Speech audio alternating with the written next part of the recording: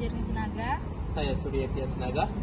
Kami dari kelompok 2 ingin menjelaskan materi kami dengan judul Penganggaran Sektor Publik atau Performance Based Budgeting. Oke, baik, pada kesempatan ini saya akan menjelaskan materi tentang penganggaran sektor publik dan penganggaran berbasis kinerja. Materi ini penting karena berkaitan langsung dengan bagaimana pemerintah mengelola dana publik untuk kepentingan masyarakat. Selanjutnya saya akan menjelaskan penganggaran sektor publik.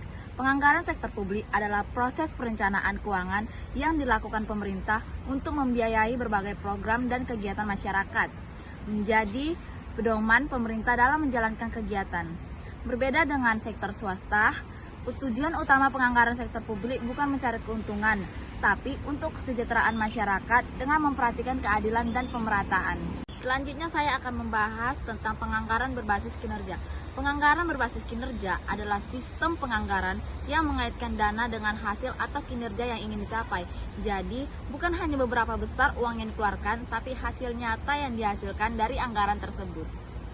Tujuan pertamanya adalah untuk meningkatkan efisiensi, yang artinya dana digunakan seoptimal mungkin. Tujuan keduanya meningkatkan akuntabilitas pemerintah kepada masyarakat. Yang ketiga, meningkatkan efektivitas, yaitu program benar-benar mencapai tujuan. Dengan adanya penganggaran berbasis kinerja, penggunaan dana publik menjadi lebih transparan dan terarah. Selanjutnya saya akan menerangkan manfaat penganggaran berbasis kinerja. Manfaat penganggaran berbasis kinerja adalah: 1. Pemerintah dapat mengetahui secara jelas hubungan antara anggaran dan hasil yang akan dicapai.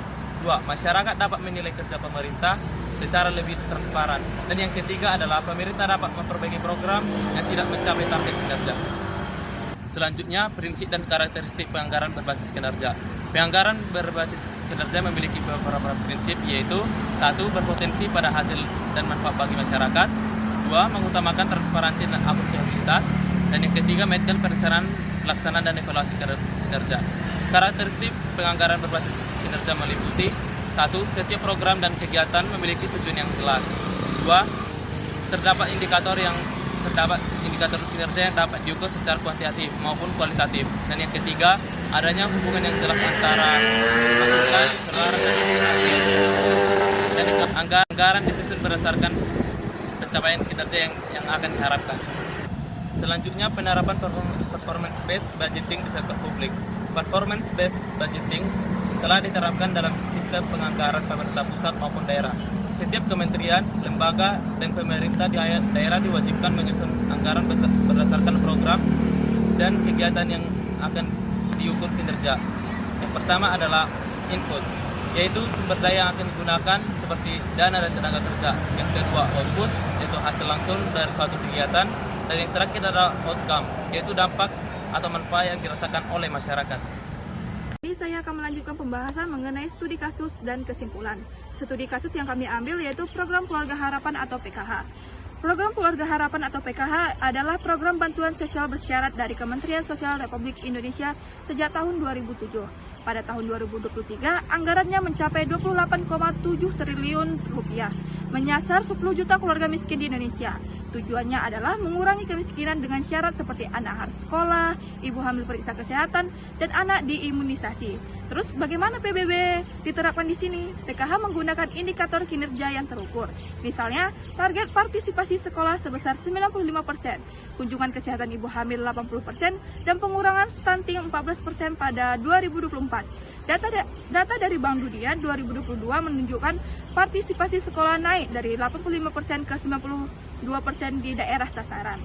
Anggaran dihubungkan langsung dengan hasil. Kalau keluarga tidak patuh syarat, bantuan bisa berkurang atau diputus. Pada tahun 2021, efisiensinya 85% dengan penghematan sebesar 2 triliun rupiah. Transparansi juga tinggi. Data real time dilaporkan via sistem elektronik sehingga masyarakat bisa pantau.